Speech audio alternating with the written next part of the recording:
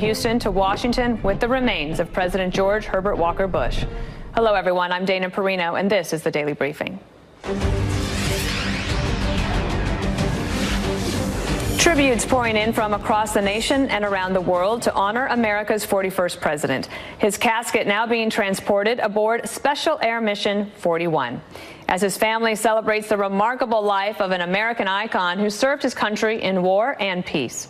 President George W. Bush remembering his father as a man of the highest character. The office is more important than man. It's really one of the most important things for Americans to understand.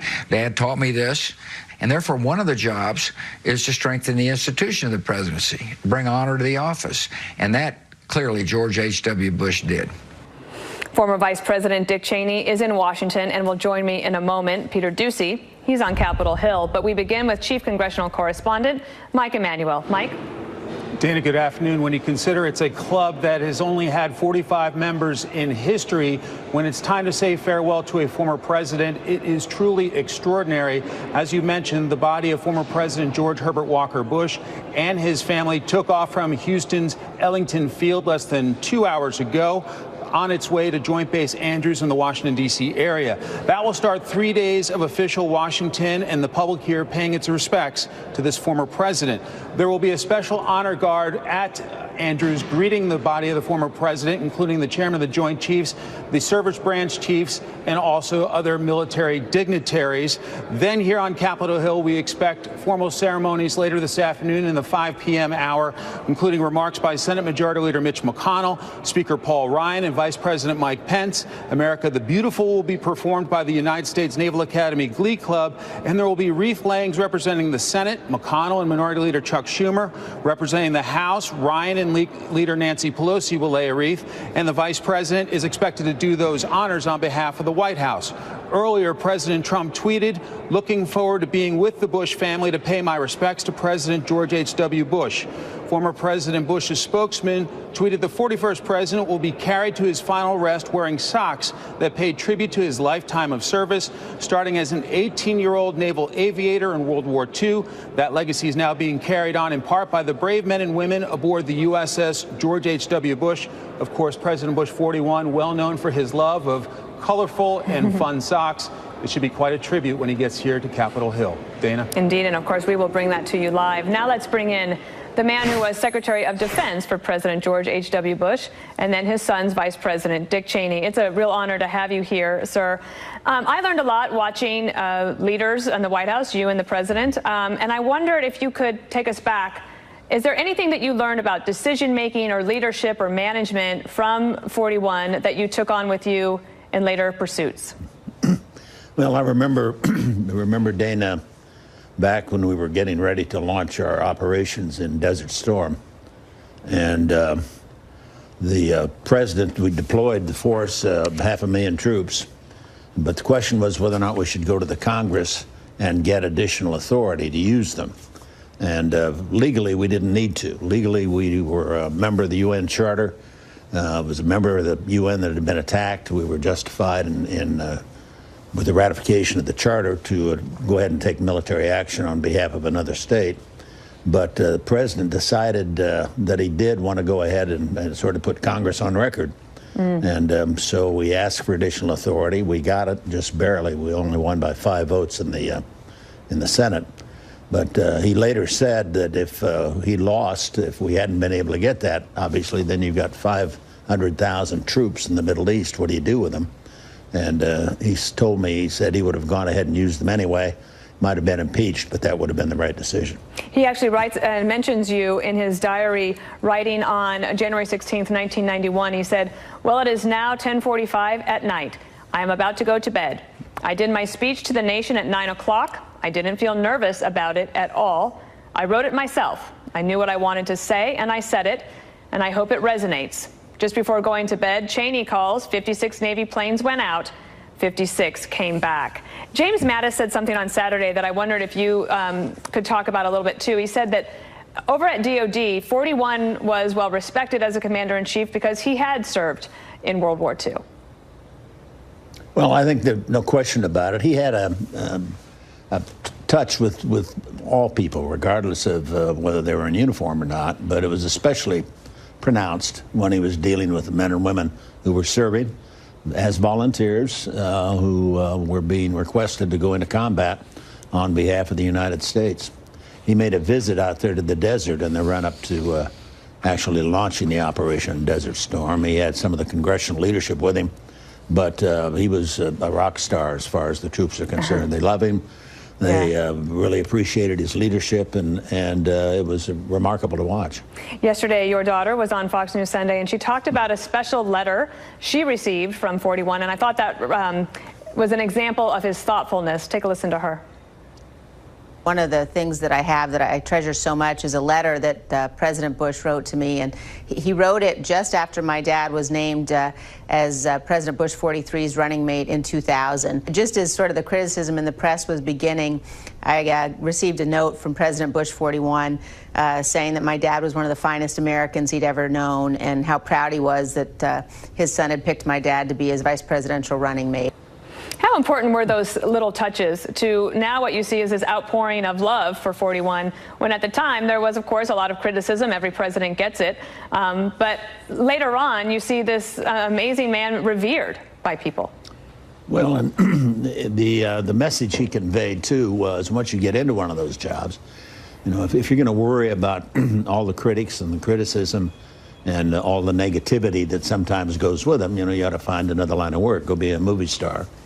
If you're going to serve in those senior positions, especially as president, but also Secretary of Defense in wartime, you've got to recognize you've got to make tough decisions. It's absolutely essential that it be done. Somebody has to do it, and that's why you're there. And the right attitude is to recognize that it goes with the job, that somebody's going to be critical of what you do, and it's just as important that you go forward and not be bothered by the critics.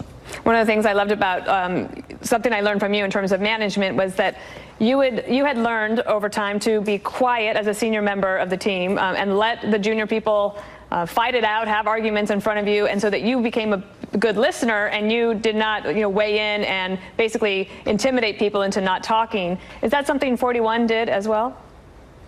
It was. He would we could have these discussions in front of him. He benefited greatly from listening to the conversations. Brent Scowcroft, Jim Baker, and myself had all worked together in the Ford administration. So when we got back together as his national security team in connection with his time as president, we'd all worked together before again. So we knew each other, we trusted each other. There were never any leaks, and President encouraged that kind of give and take in terms of moving to make an important decision. All right. Vice President Dick Cheney, I appreciate you coming on today, and we will see you on Wednesday at the funeral. Thank you. Thank you, Dana. And beginning this evening, President Bush will lie in state at the Capitol Rotunda, one of many events this week honoring our 41st president. Peter Doocy is on Capitol Hill with more on the plans. Peter. Dana, the former president is going to lie in state here for 35 and a half hours in a row. So even if a member of the public gets here in the middle of the night, they will be able to go in and pay their respects. And you can see the line is already starting to form right at the front. It's the Clare family from just outside of Boston. They got here about 3 hours ago. Cancel a return trip home just so that they could be the first in line. So you can see there are some metal barricades that have brought in to help mourners line up on a street that has been temporarily closed to traffic. And from here, folks in the front of the line are going to be able to see the Bush family receiving the former president's casket on its way inside for a private ceremony before he lies in state. Then the rotunda opens up to the public 7:30 tonight. All that somebody has to do to get in is go through a security screening in the Capitol Visitors Center. The next big event after that is going to be a funeral service at the National Cathedral. And we've learned that the eulogists are going to be the former president's son, President George W. Bush, former Canadian Prime Minister Brian Mulroney, former Senator Alan Simpson, and presidential historian John Meacham. The former president is then going to leave the National Cathedral for Joint Base Andrews, where Special Air Mission 41 will take him back to Houston for final service at St. Martin's Church near where he lived there, and ultimately burial at Texas A&M University, where his presidential library is located. And even once the events move away from Washington, they are still going to be the center center of attention because leaders here on Capitol Hill just announced the House is not going to have any more votes for the rest of the week. Dana. All right, Peter, thank you for that update. We appreciate it. There's a deal reached for former FBI Director James Comey to testify before the House Judiciary Committee. We talked about that last week. We're going to tell you what that means for the investigation ahead. We want to follow the truth where it leads, and then we want to make these transcripts available to the public so that they can draw their own conclusions about what occurred in 2016. Plus, we'll continue to remember former President George H.W. Bush with Ari Fleischer, the Oak Ridge Boys, and author Harlan Coben.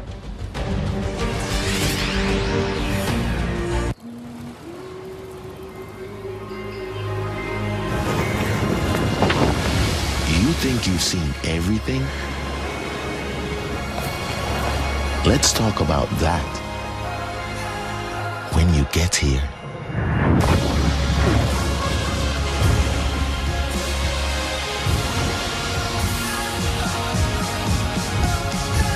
The United States Virgin Islands. Once I started looking for car insurance, it was a no-brainer.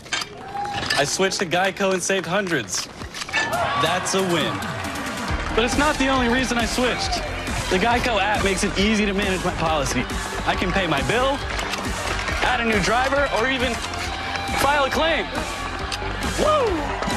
Hey now, that's a win-win. Thank you. Switch to Geico. It's a win-win.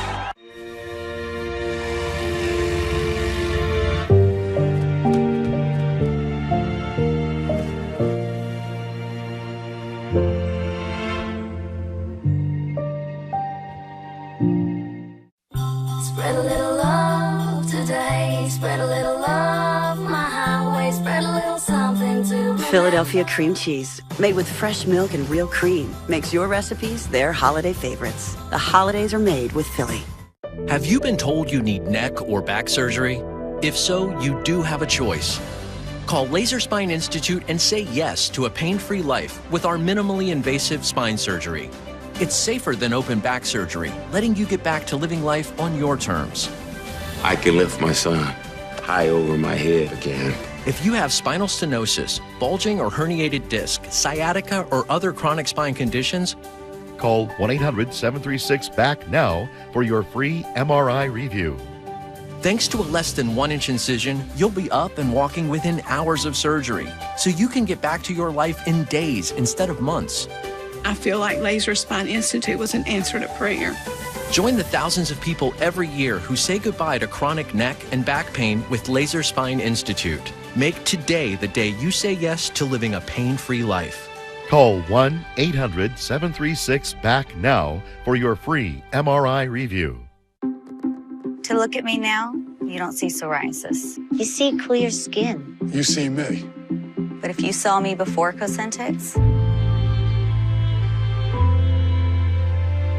I was covered. It was awful. but I didn't give up. I kept fighting. I got clear skin with Cosentyx. 3 years and counting.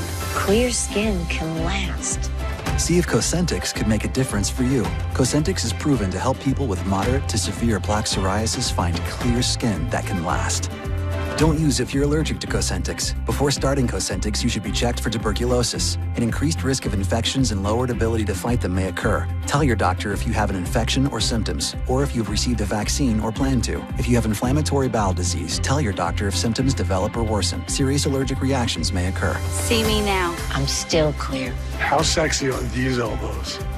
Get clear skin that can last. Ask your dermatologist about Cosentyx. Fox News Channel on Sirius XM. Your favorite shows on Channel 114. Plus, every story, every 15 minutes. Fox News headlines 24/7. Channel 115. New developments on another big story we're following. Former FBI Director James Comey will be testifying before Congress after he dropped his legal challenge to a House subpoena. Comey will now testify behind closed doors after his lawyers reached an agreement with House Republicans, not the White House, excuse me. Chief Intelligence Correspondent Catherine Herridge is live in Washington. Catherine. Well, thanks, Dana. Based on our reporting, the former FBI director will likely give his closed-door transcribed interview under oath later this week. And the date we've got on the calendar now is Friday. As part of a new agreement with a Republican-led House committee, a full transcript of Comey's testimony will be released. In a tweet, Comey said, "Hard to protect my rights without being in contempt, which I don't believe in, so we'll sit in the dark, but Republicans agree I'm free to talk when done and transcript released in 24 hours. This is the closest I can get to public testimony." The House Republican Chairman Bob Goodlatte said Comey should not get special treatment when 16 other witnesses, including former senior FBI leadership, agreed to terms that were not as favorable as what Comey is getting, though Democrats say the closed session has an agenda. The Republicans in this particular investigation have a history of having these in-camera interviews and then selectively leaking portions of the interview to give distorted view to the public of what happened. In a written statement, Mr. Goodlatte said Mr. Comey chose to file a motion to quash despite clear Supreme Court precedent. There was no need to use baseless litigation in an attempt to run out the clock on this Congress, and I am glad that it was withdrawn. Chairman also remains confident, telling Fox that he believes he can secure a transcribed interview under oath with the Deputy Attorney General Rod Rosenstein before the session is out. And of course, the questions there focus on allegations that Rosenstein discussed secretly recording the president and removing him from office in May of 2017, Dana. And in this hearing, behind closed doors, what are the issues that they want to press Comey on? Well, Republicans say there are a handful of key issues, and they include Comey's decision to draft a public statement recommending against criminal charges in the summer of 2016 for mishandling of classified information. And this was before Hillary Clinton was interviewed by the FBI. And they also want to know why the FBI did not investigate whether Clinton lied under oath to Congress after a formal request was made during this 2016 hearing. Did the FBI investigate her statements under oath on this topic? Not to my knowledge. I don't think there's been a referral from Congress. Do you need a referral from Congress to investigate her statements under oath? Sure do. You'll have one. You'll have one in the next few hours.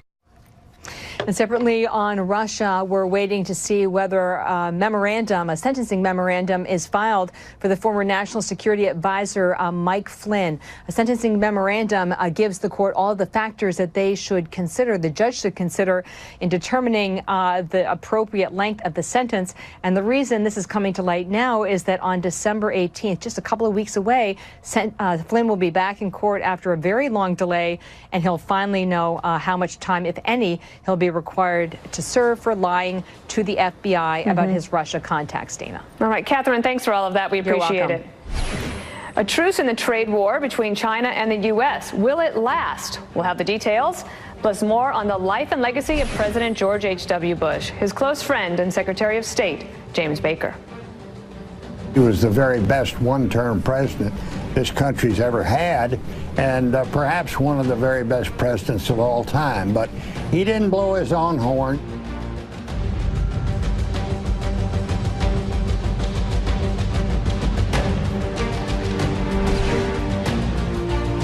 Short extension of the deadline as the nation says goodbye to its 41st president. I'm joined now by Chris Stirewalt, Fox News politics editor and the editor of Halftime Report. This could have been a week where you saw, a lot of partisanship and the back and forth trying to see if we're going to force a government shutdown. But now, with the passing of George H.W. Bush and the memorial and the lying in state, it seems that everyone has decided to just lay down their arms for at least a week. Well, it certainly makes things much more difficult for idiots and bad people when you have not only a state funeral going on, but you have the effusive praise for the bipartisanship, decency, honesty, fundamental goodness, and by the way, something in very short supply in Washington these days, a man who was willing to take political risks. It may have cost him his second term, but a man who was willing to say, you know what, I got to get something done here, so I'm going to lay it on the line and take a risk with my own political capital. You don't see very much of that in Washington. You don't, and actually in your book, Every Man a King, that just came out this fall, you have a chapter in there about Ross Perot. And tell me a little bit about George H.W. Bush as a one-term president and how that factored into his loss. Well, look, the idea then, and it sounds just like it is now. People were concerned about trade deficits. They were concerned about the federal deficit. They were worried about jobs going to Mexico. They were worried about immigration. They were worried about all of these things. And Ross Perot said he had a lot of easy answers to these questions. Conservatives were also very angry at George H.W. Bush for having gone back on his no new taxes pledge. And there was that discontentedness on his right. And Perot had all of these easy answers. And what happened in the end, we weren't sure who was going to be hurt more, Bill Clinton or George H.W. Bush. But in the end, it was Bush who paid the price for Ross Perot. He ended up with, I think, 16 or 17% of the national vote. But it was certainly enough to cost him a second term and make a big difference in the course of history. The other thing I learned in reading all of these tributes to George H.W. Bush and just all of the history, that decision on read my lips, no new taxes, then decision to do the tax increase because it was going to lead to a national, a balanced budget, that basically 41 loses re-election, but then Bill Clinton actually gets to hold the title as the person that balanced the budget? That's right. Newt Gingrich and Bill Clinton, who were the opposite of George H.W. Bush and the people who came before them in a lot of ways, who were sort of the antithesis of these guys, were the ones who got to cash the peace dividend. When you had the Cold War ending, when you had the trillions upon trillions upon trillions of dollars that we spent to put Soviet communism in its grave, all of that money, now what are you going to do with it? And close the bases and do all of those things. Moving toward a balanced budget and moving towards these things that we said we had wanted for so long, George H.W. Bush paid the price. He sacrificed his own political future for doing the deal that made it happen. But then along come people who say, as they still do today, never compromise. What you have to do is demand total victory, and your opponent must be totally defeated. Anything else is weak. Anything else is insufficient. And that's on the left and the right today. That old spirit where you were going to do something where everybody was going to have to hurt a little bit, that is not in fashion because it doesn't sell in primaries. All right. Well, we appreciate your insights. We're going to have the funeral on Wednesday, and you're going to see George W. Bush, Brian Mulroney, former Prime Minister of Canada and a good friend of 41, Alan Simpson, and John Meacham all give speeches there. So we will love your insight after that. Chris Stirewalt, thank you. You bet. Remember former President George H.W. Bush as we look at his legacy with China, which began way before he won the White House. I'll also talk to the Oak Ridge Boys about their friendship with 41. And a big development in our trade war with China, what President Trump is saying and the impact it could have on the U.S. economy. Much, President Bush. The presentation he gave to President Trump and the rest of us at dinner Saturday night was unbelievable, remarkable. And the Chief White House correspondent John Roberts is live with more. John? Hey, good afternoon to you, Dana. It's something that the stock market seems to like, up a little less than 250 points at this point. But White House officials talked about the possibility of a breakthrough at that dinner meeting between the president and President Xi of China on Saturday night. And breakthrough appears there is.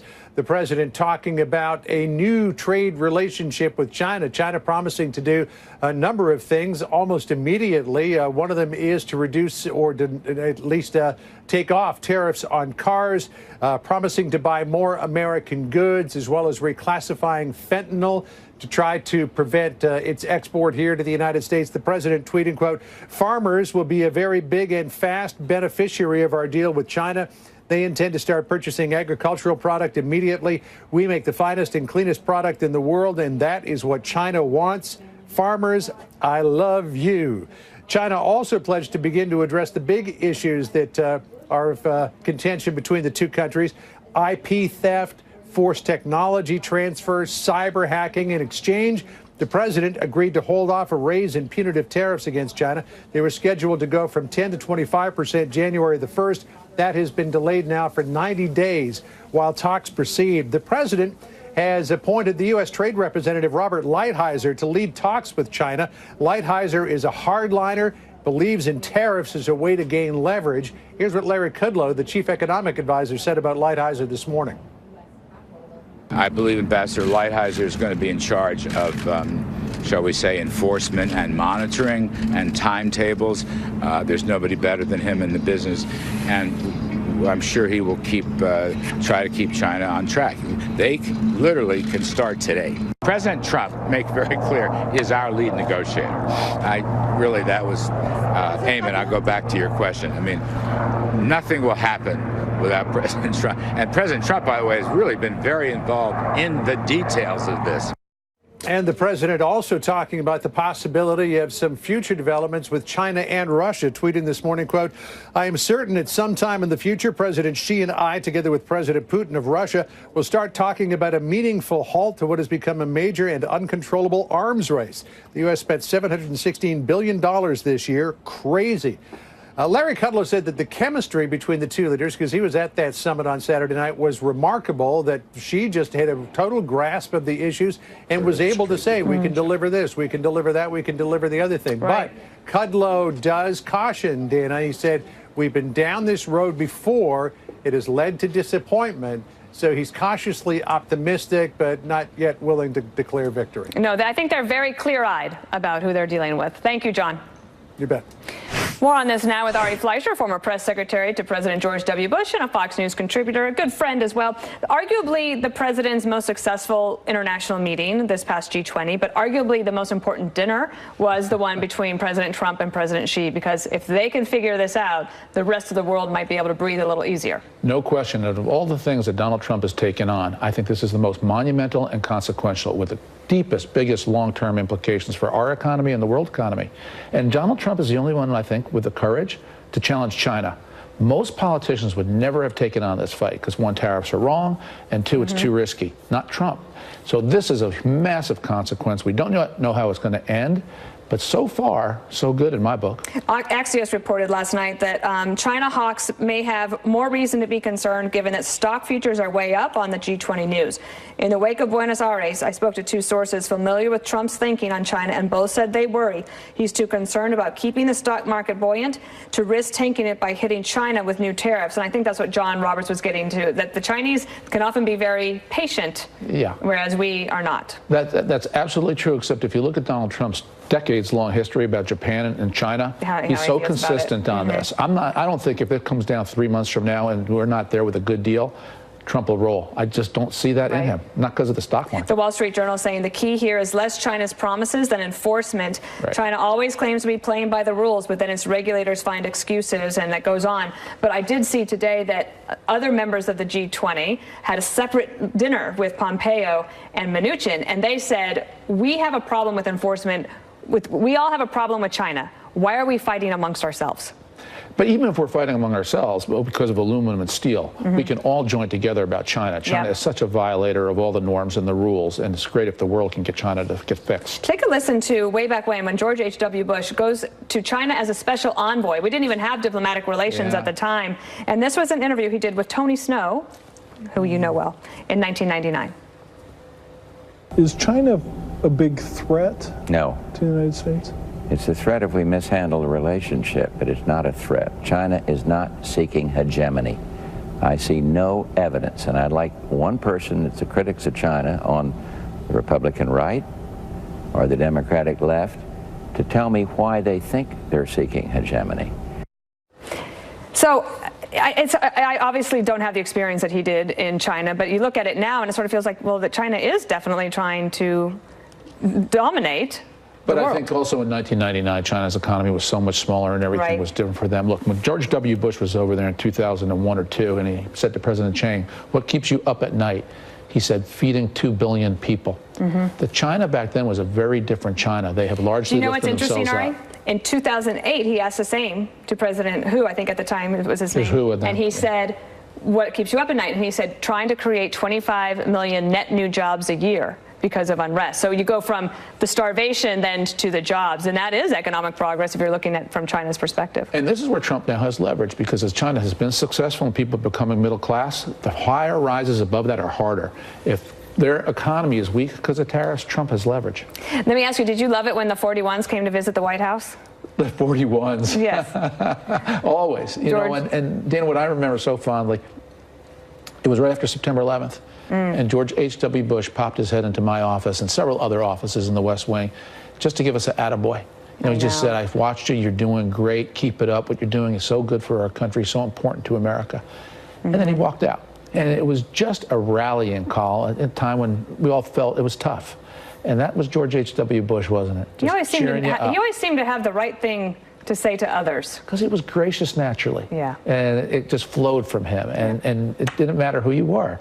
And that day, the country was hurting. The job was tough. Here he came just to say, good job. And he appreciated everyone who was there staff-wise to support his son. That's right. All right. Ari Fleischer, thank you.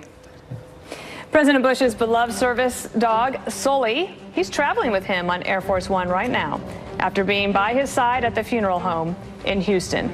We'll tell you what's in this guy's future after dutifully serving the president, as he did in this photo last month at the voting booth. And the Oak Ridge Boys joining us live next as they prepare for an emotional tribute at the funeral of their close friend, President Bush. Hour at Joint Base Andrews. We'll bring you the ceremony live as America remembers its 41st president as our reporting continues. Top of the hour.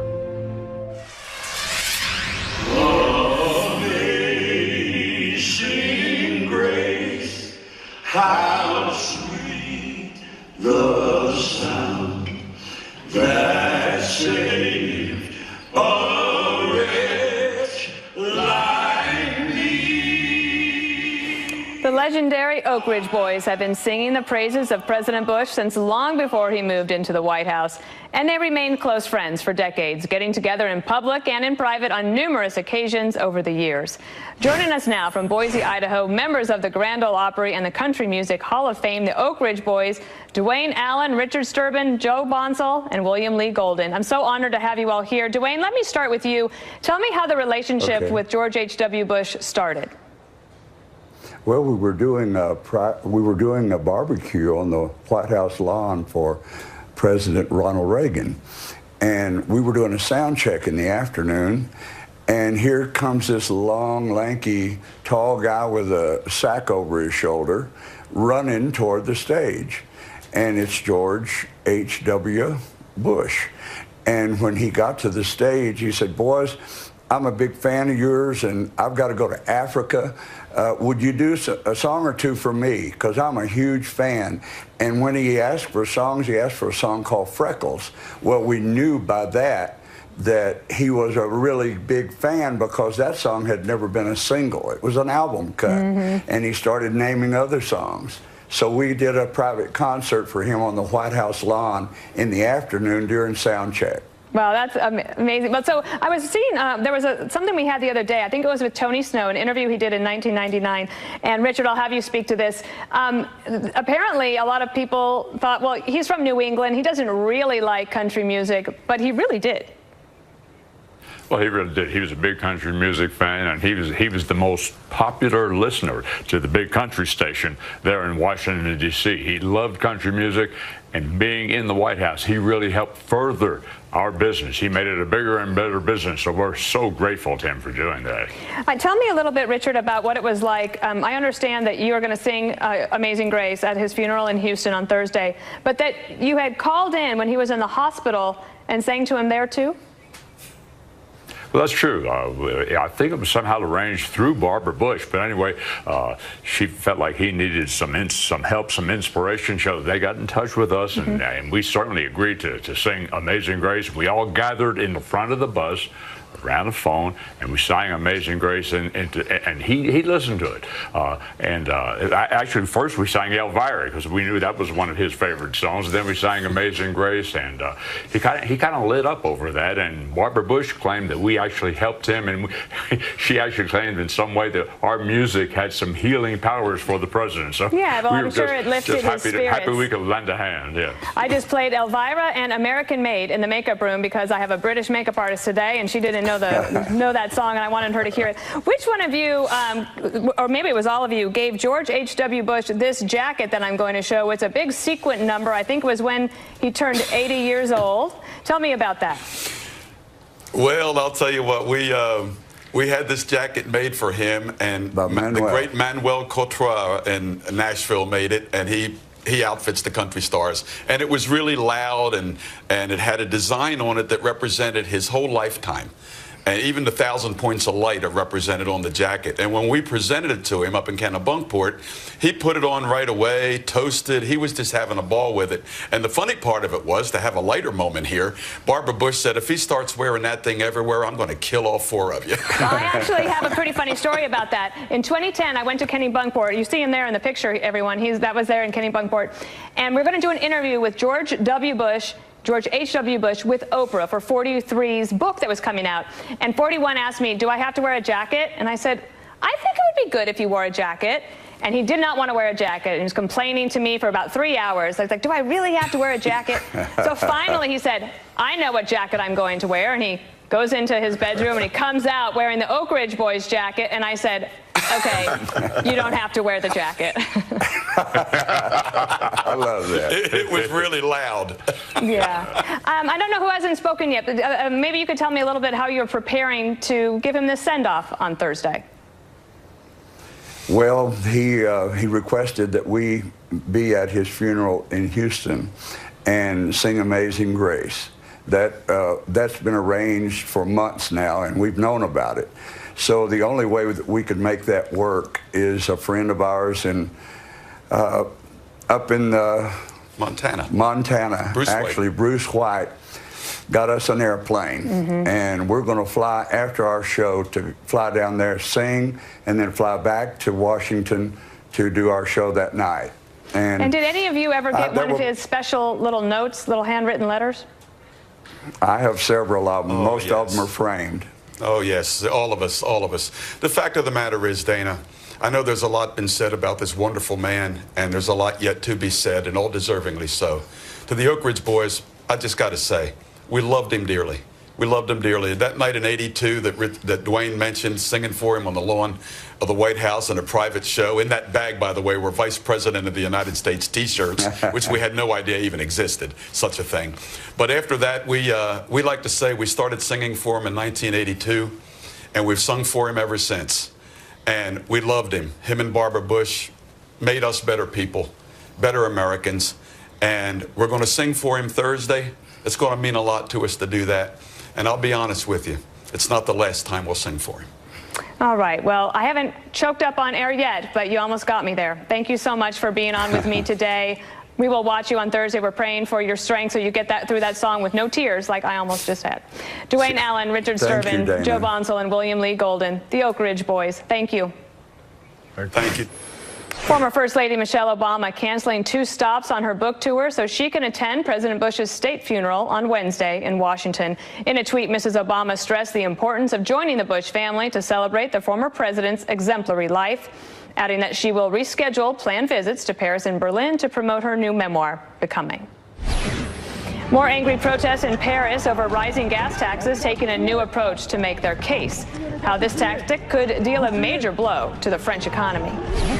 Plus, we're remembering the life and legacy of President George H.W. Bush, who passed away on Friday. Next, mystery novelist Harlan Coben shares some of his memories with the Bush family and their tireless work promoting literacy and supporting many charitable organizations.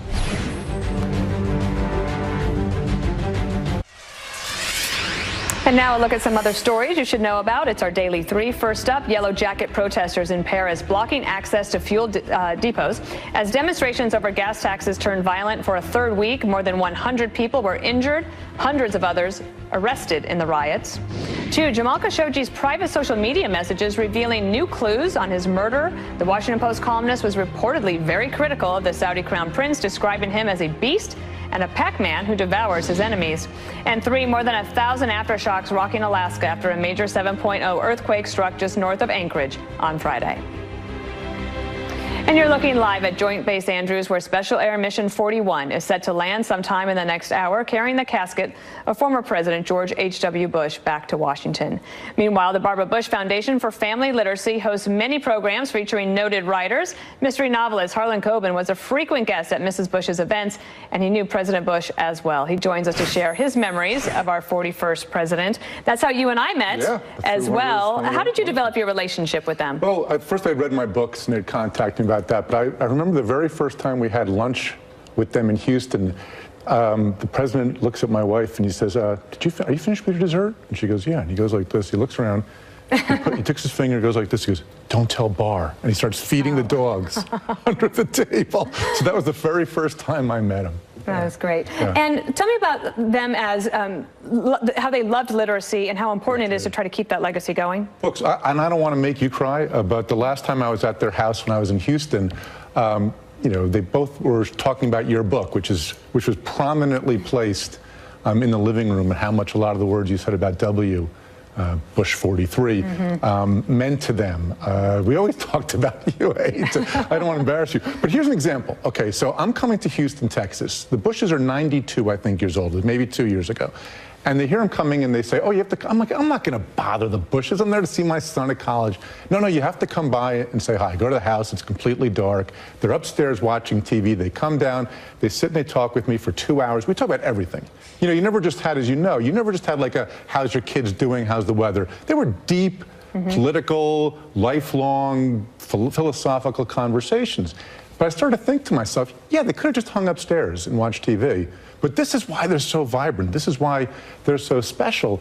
They still wanted to learn. They still were curious. You know, the president still wanted to ask. He was asking, I remember him asking me detailed questions about how Netflix was filming my new show.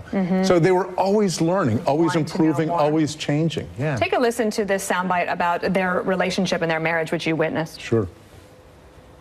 When I talked to your mom last time, she said that he never says no to her.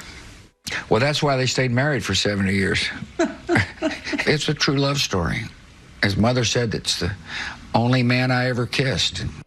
One time I asked Barbara Bush, you know, and actually 43 had asked her this too, which is what was the secret to your great relationship? And that they had said, each person has to be willing to go 75% of the way.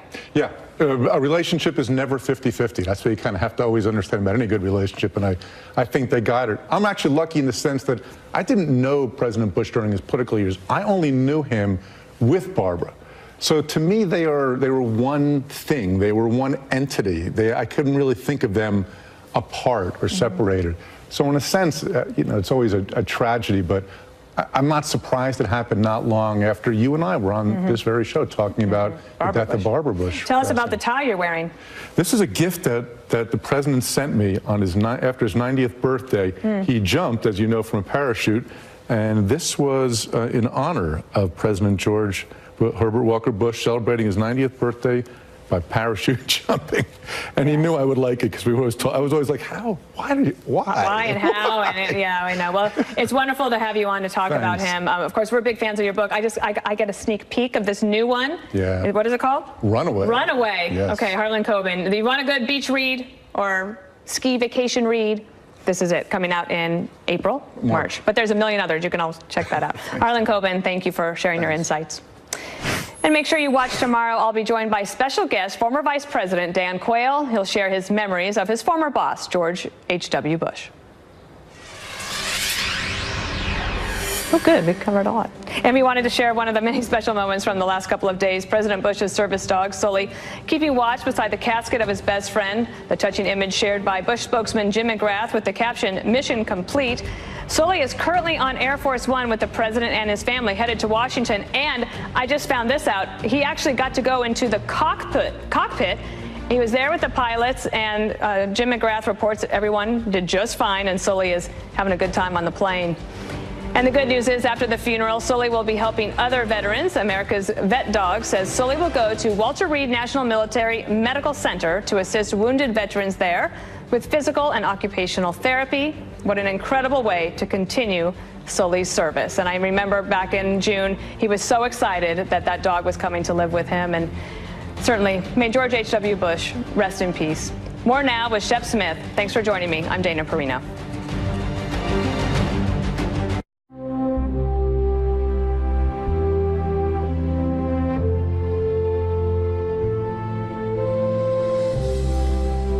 And good afternoon from New York. I'm Shepard Smith. Our reporting begins today with President George Herbert Walker Bush making his final journey to Washington. A live look, Joint Base Andrews, where President Bush the 41st casket is set to arrive minutes from now, followed by a ceremony which we will bring you live during this newscast. Hours ago, a send-off in Texas from the president's adopted hometown of Houston.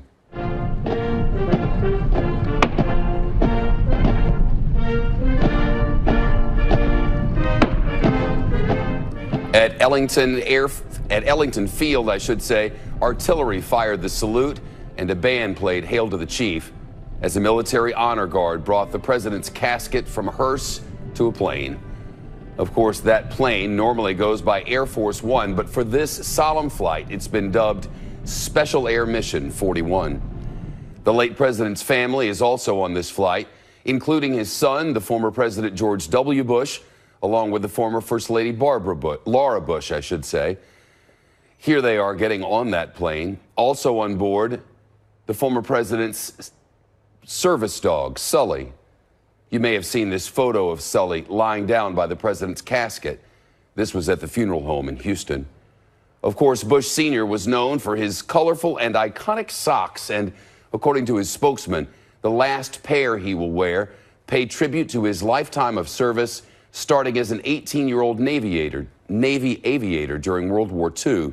They're gray with Navy fighter jets flying in formation, along with a pair of flight wings. This is just the beginning of a 4-day tribute to President Bush. His body will lie in state at the Capitol until Wednesday, followed by a state funeral at the National Cathedral with Presidents Trump, Obama, Clinton, Carter, and Bush the 43rd set to attend. After that, the president's remains will head back to Texas for a service at his local church in Houston before he's laid to rest in a family plot at his presidential library in College Station next to his late wife Barbara and his daughter Robin, who died when she was 3 years old. Ellison Barber reporting live from Joint Base Andrews. Shepard, we just saw a military honor guard walk by the area where we are standing. There are sailors here from the USS George H.W. Bush. We're told there are about 114 of them. A black hearse with the presidential seal arrived here just a few minutes ago. You can see it on the tarmac just behind me.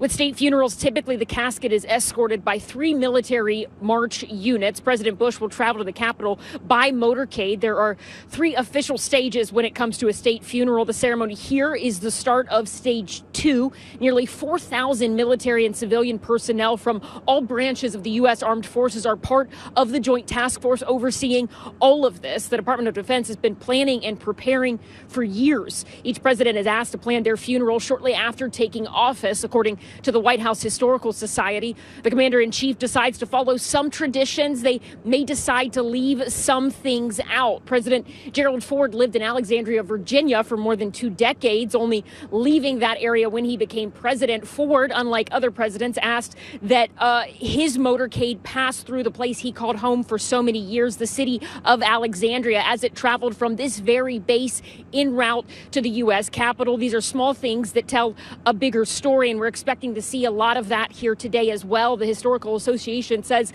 that by helping plan their own funeral, presidents are able to incorporate personal touches that can elucidate their character and legacy on a national stage for the last time. They say all of this is a whole lot more than pomp and circumstances. They say it really is a president's final conversation with the nation that they served. Shepard?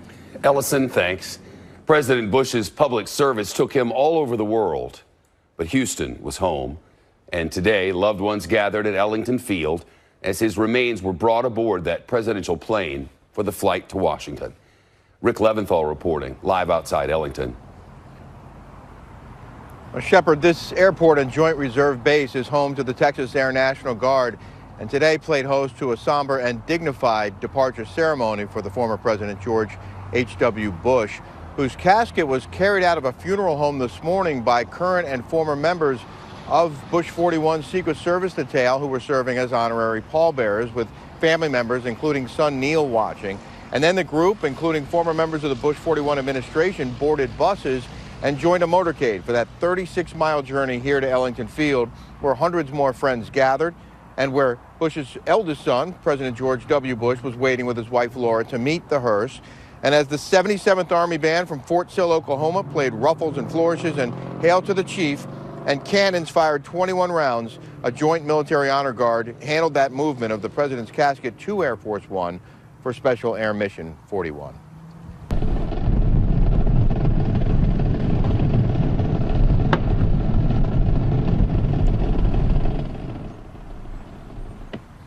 We heard from the president's son, Neil, yesterday, who said the family was excited to fly aboard Air Force One to Washington. And of course, there was plenty of sadness among all those children and grandchildren and great-grandchildren. Also, though, Shepard, they consider these next few days as a chance to celebrate the life of what they called an amazing man. Rick, the president's casket to return to Houston on Wednesday, right? Right after that funeral at the National Cathedral in Washington, his casket will be flown back here to Ellington and then taken to the family's church, the St. Martin's Episcopal Church, where he will lie in repose. And then there will be another funeral on Thursday for his family and for Texas friends. And after that, he'll be taken by train to College Station, where, as you mentioned, he'll be buried next to his wife, Barbara, and the family plot on the grounds of the Presidential Library there at Texas A&M University. That will all happen on Thursday morning and Thursday afternoon, Shep. Rick Leventhal live with us. Rick, thank you. Let's turn to Patrick O'Carroll now. He worked with the Secret Service for 26 years, and during that time protected not one, but 4 presidents, including President Bush the 41st. Good afternoon, sir. Welcome. Good afternoon, Shepard, and thanks for this opportunity. Oh, we're thrilled to have you. Your time began with Mr. Bush as vice president, and it's our understanding that in the very early days, you got a real good sense of who he was. Absolutely. I guess the difference between the vice president and the president is that with the vice president, there's usually just several agents with them. It's very informal. Everybody's on a first-name basis. With the president, it's usually, you know, hundreds of people around, and it's sort of standoffish. So we really got to know Bush and his family. You recall a story from the then vice president, President Bush the 41st, speaking to his wife in a vehicle on Inauguration Day as vice president.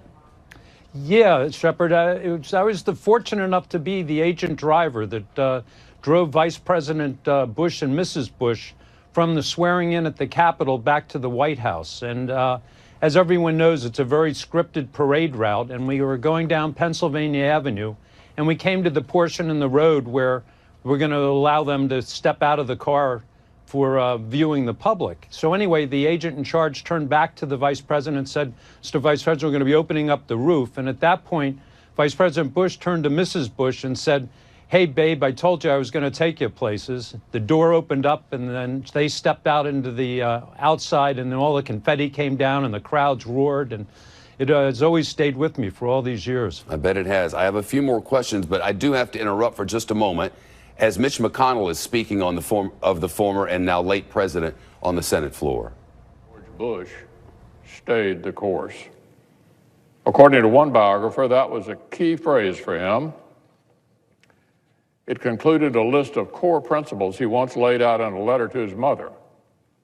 Here's what he said: tell the truth, don't blame people, be strong, do your best, try hard, forgive, and stay the course. Year after year, post after post, George Bush stayed the course, and he helped his country do the same. Through the fog of war in the Persian Gulf, when international order needed defending, America's commander-in-chief led just as steadily as he had in that smoking cockpit almost 50 years earlier. And in between the Pacific and the presidency, he steered us straight through countless challenges as a congressman, ambassador to the United Nations, envoy to China, CIA director, and vice president. Serving capably in just one or two of these posts would ensure any citizen's place in American history. But George Bush served in all of them, and always with excellence. On the home front, President Bush was a warrior for hope, optimism, and opportunity.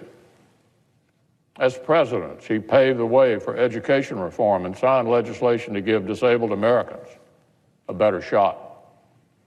Overseas, he was a talented diplomat and powerful champion of our interests.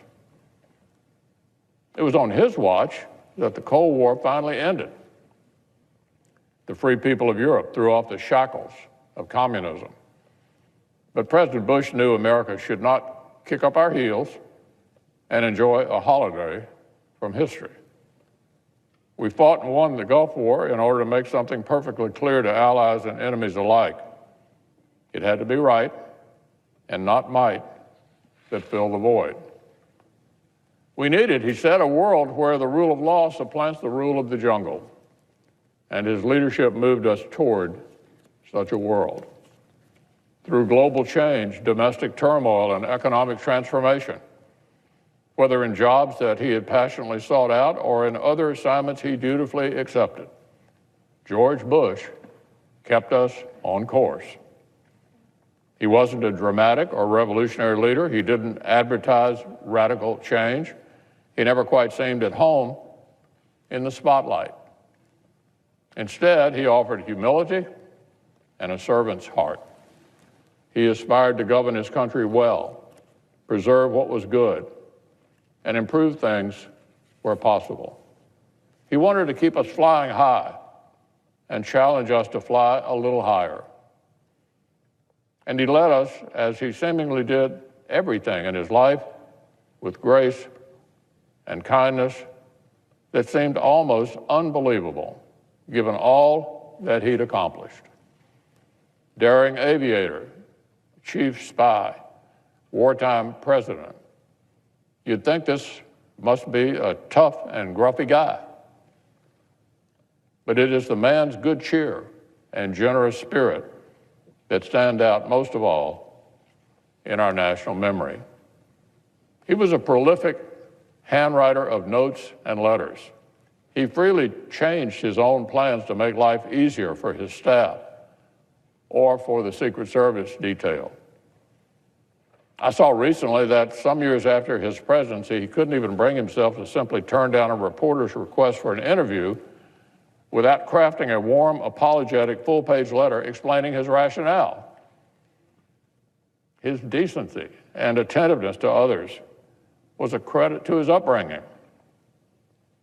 But it wasn't only habit, it was principle. This is a man who said this in his inaugural address: "In our hearts, we know what matters. We cannot hope only to leave our children a bigger car, a bigger bank account. We must hope to give them a sense of what it means to be a loyal friend, a loving parent, a citizen who leaves his home, his neighborhood, and town better than he found it." Looking beyond the day's drama, issuing a deep moral challenge, George Bush set the bar high. And his country listened because we saw him meet those standards himself. George Bush's gifts were many, but some gifts were greater than others. George Bush and Barbara Pierce met at a Christmas party in 1941. He described her to his mother as the niftiest girl at the dance. Weeks after he returned from the war, they were married. "I've climbed perhaps the highest mountain in the world," he would write much later, "but even that cannot hold a candle to being Barbara's husband." Their love story would grow to include 6 children. It would span great joys and tragic loss. It weathered the challenges of the spotlight. In every chapter, George Bush served as comforter and counselor. He cared for loved ones with a dedication that never ceased to amaze them. So much for the myth of the starched Episcopalian New Englander. George Bush was no stoic. In fact, he developed his own teary-eyed reputation as the founding member of what the Bush family calls the Ball Brigade. That's B-A-W-L. He was considerate, empathetic, and kind. And the Bushes passed on these values to their children. They nurtured a family of leaders whose contributions have enriched this country even more. Few men so powerful would have even thought to call for a kinder, gentler nation. Even fewer could have lived it themselves. His words literally lifted our spirits. His example inspired us. A quarter century after George Bush left the Oval Office, his legacy continues to directly inspire not just 1,000 points of light, but millions of volunteers who serve others. So, Madam President, in war and peace, in public and in private, in high office and in family moments, George Bush stayed the course. The greatest generation, indeed. The grand heroism that saved our nation, the quiet diligence that built it up, and the basic goodness that sustains it, all in one. Today, the United States Senate joins the nation and the Bush family in mourning and in prayer. We are also joined in gratitude. We're thankful that God gave this country George Bush and Barbara. Thankful that they built such a loving family. And thankful they may now be reunited, their great love story perfected in the light of His grace.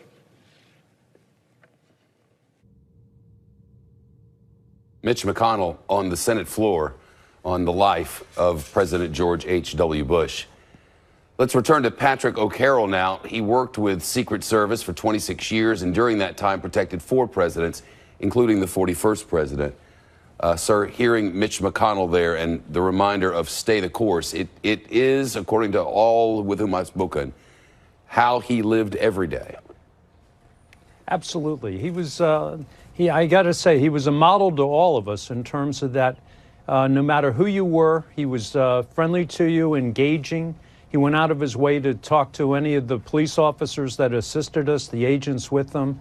It was usually just enjoyable just to be around him. When President Reagan was shot, he was Reagan's vice president. When President Reagan was shot, there became an immediate need to get the vice president to the White House. But he had his own thoughts about how that ought to happen. Would you mind recalling that story for us?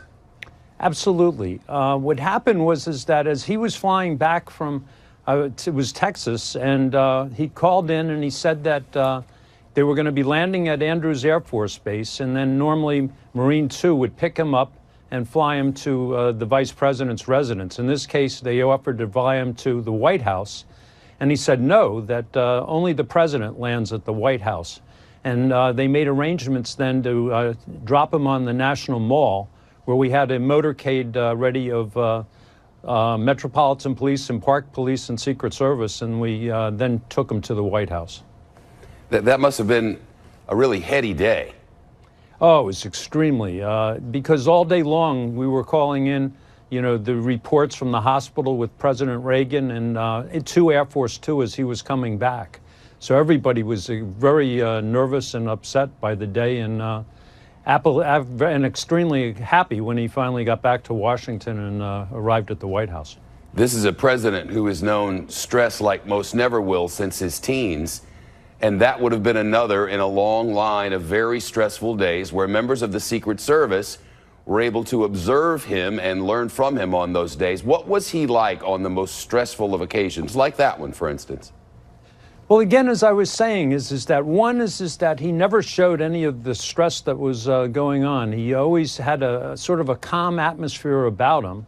And oftentimes what was kind of interesting is that, again, with the vice president, it was informal, so he'd be able to, you know, cut out of the White House, and oftentimes he'd go for a run at very stressful times, just bring a couple agents with them, and we'd go for a run on the towpath in Washington. He ran so often and without very far advance notice that it's my understanding that agents, a couple of agents every shift, every day would bring running shoes just in case.